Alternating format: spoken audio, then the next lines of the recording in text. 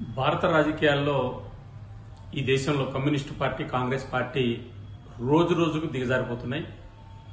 భారత ప్రధానమంత్రి నరేంద్ర మోడీ గారి ఎర్రకోట మీద నుంచి 1925లో ప్రారంభమైనటువంటి రాష్ట్రీయ స్వయం సేవక్ సంఘ్ ఆర్ఎస్ఎస్ 100 సంవత్సరాల ఉత్సవాల సందర్భంగా ప్రపంచంలో అతిపెద్ద స్వచ్ఛంద సంస్థగా ఎదిగి క్రమశిక్షణ మారుపేరుగా ఈ దేశంలో అనేక సమస్యలు వచ్చినప్పుడు సైన్యం కంటే ముందుండేటువంటి ఒక ఆర్ఎస్ఎస్ ఒక శుభాకాంక్షలు తెలియజేసిన సందర్భాన్ని దిగజారిన కమ్యూనిస్టు కాంగ్రెస్ పార్టీలు విమర్శలు చేయడం అనేటువంటిది బాధ్యతారాహిత్యం.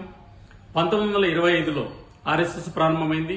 1925లోనే కమ్యూనిస్టు పార్టీ సిపిఐ కూడా ఈ దేశంలో ప్రారంభమైంది.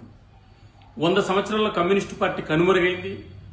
ఆర్ఎస్ఎస్ ప్రపంచంలో ఒక గొప్ప సంస్థగా బయటకు వచ్చింది. అనేక మంది గవర్నర్లు, రాష్ట్రపతులు, ఉపరాష్ట్రపతులు, ప్రధానమంత్రులు, కేంద్ర మంత్రులు, ముఖ్యమంత్రులను, ఎమ్మెల్యేలు, ఎంపీలను తయారు చేసినటువంటి ఒక గొప్ప సంస్థ ఆర్ఎస్ఎస్.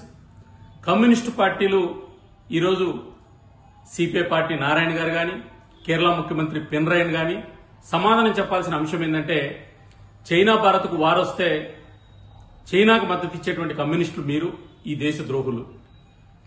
భారతదేశంలో ఆర్ఎస్ఎస్ ను జవహర్లాల్ నెహ్రూ సాక్షాత్తు రిపబ్లిక్ డే పేరేడుకు ఆహ్వానించిన విషయాన్ని మరిచిపోయినటువంటి చరిత్ర కాంగ్రెస్ పార్టీది.